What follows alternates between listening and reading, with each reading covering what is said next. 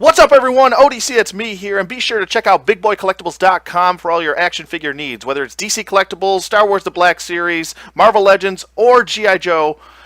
BigBoyCollectibles.com will have it. Yo, Joe! What's going on, everyone? ODC, it's me here, and today's review we're going to take a look at the Toys R Us. I don't know if this is an exclusive, but the McFarlane Toys Spawn action figure. This is from Spawn Rebirth, and I really like the packaging. It looks really good, nice, crisp, and clean. This has been a long time since we've got a Spawn action figure of any kind. Whether this is and this is actually more of a statuesque figure as opposed to an actual action figure, so I wouldn't really call it an action figure. But this is for collectors. It says age 14 and up. This is meant for adult collectors, but it looks really good, and it says McFarlane.com. On the bottom it shows you a overall view of the figure itself, and I'll get my pointer out here so my fingers aren't in the way. But there's also a variant with the unmasked head and his charred face. I decided both were there, and maybe if I have time I'll go back and pick the charred version up too, but this is really the version I want. I wanted the masked, but this looks really good. I'm actually glad that we're still getting Spawn action figures. I feel like Spawn itself should have its own line, and they should bring back another Spawn action figure line and give it like Marvel Legend style articulation. I think that would be a big selling point in general. But anyway, I digress. Let's get them out of package, and we'll be right back. Okay, and we're back with Spawn out of packaging, and I have to say this is actually a really nice statue. I'm just going to call it a statue. I wish that this had Marvel Legends style articulation, because I think the figure overall looks absolutely fantastic. All the paint detail on him looks really good. Actually, let me just stabilize him.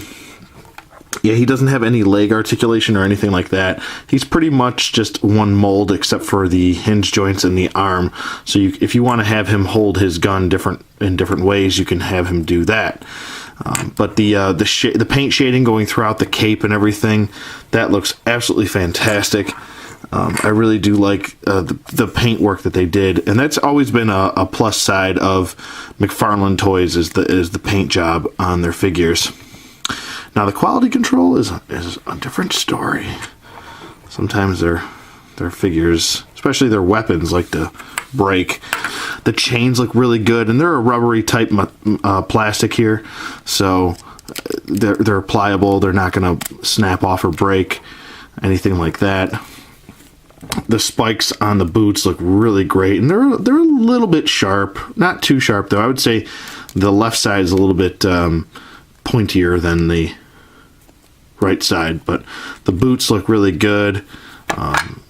Just an awesome looking, almost, I would say, yeah, definitely a classic look for Spawn, and I really like it. I do wish that there was a little bit of movement in the leg, just so you could get him, if, like, let's say you didn't want to use this display base, which he comes with. This is one of his accessories, and you just want to have him kind of standing, or if you wanted to have him pose for a photo or something. For some reason he wobbles a little bit, as you can see here, so he's a little bit uneven in the feet. So for the majority of the time I would probably recommend that you use the display base, but it's nothing too horrible. I mean, if you're on a flat surface, he's going to wobble a little bit. I would say if you took him outside, if he's in the grass or anything, he probably will tend not to wobble. This way you can anchor him into the ground or something like that.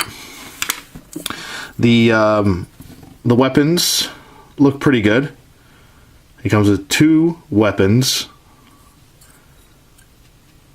and they look really nice. I like the paint, the detail on everything looks really good, and this is like a friggin' RPG launcher right here. Look at this thing. This is friggin' badass, if you ask me. And then here's his smaller gun, which is a pistola. So that looks really good. It didn't take too long to put the guns in his hands. You do have to move it around a little bit. I would suggest keeping these arms bent right here. keep the arms bent, and try to work it slowly. The hands are a pliable plastic, and he's still wobbling a little bit. I think it's just due to the weight of the figure, to be honest with you. So, on this plastic stand, so he is wobbling a little bit. Like right now, I'm shaking it, and just a little wobble. No big deal though. I kind of have an issue with how he's holding the gun here. I mean, you can have him hold it a couple ways. I mean, you could have him with his arm down, kind of like that. But it doesn't want to go all the way down, and this hinge joint is really scaring me, to be honest with you. The way it's just set up, I don't like the way it is, but it does have a swivel here. So if you wanted to have him kind of holding it in an awkward angle like that, I don't know. It just looks weird like that. So I'd try to have it pinned underneath his armpit to kind of hold the weight of the gun on there, and then I put his sidearm in this. But you could swap either way. If you want to have the heavy gun being held down and then have him hold the pistol up, you could do that. Any way you want to do it, really. The head does have a little bit of articulation, but it's mostly on just like a little bit of a swivel. Nothing too crazy here. So he's a statue, as far as I'm concerned. But he does look good. Let me see if there's any articulation in the feet. No, there's no swivels or anything like that in the feet. All the paint on mine is really crisp and clean as far as line work and as far as quality control goes. So the amount of detail that's in his bandolier, his cape, the gauntlets, his boots, all of this, it's just really quality. I really love it. Even the ammo pockets right here on his utility belt, on his thigh belt, it just looks really good. Really well done. And I'm actually really happy that they decided to go with a soft plastic with these chains, even the ones that are down here, because I think it turned out really well that way, and this way you don't have to worry about these snapping off if they're a plastic. So that's cool. You can manipulate the cape a little bit. It is a pliable plastic. I don't know if I'd go too far with it, because I don't know how well this thing's pegged in.